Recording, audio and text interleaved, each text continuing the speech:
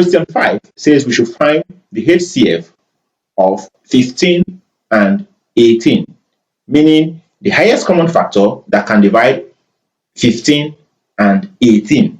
In order for us to do that, we'll use our division method, which is the prime factorization between 15 and 18.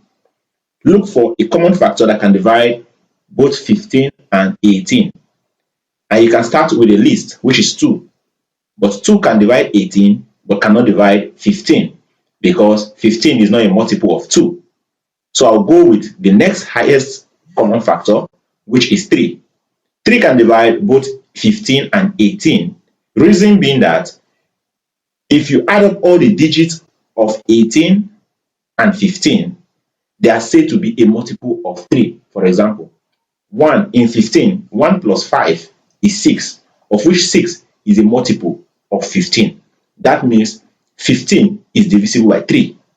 What about 18? 1 plus 9, 1 plus 8 is 9, and 9 is a multiple of 3. That means 18 is divisible by 3. This condition is only applicable to numbers that are divisible by 3 and no other number. So 3 can go into 15 5 times, 3 can go into 18 6 times. So we now have 5 and 6.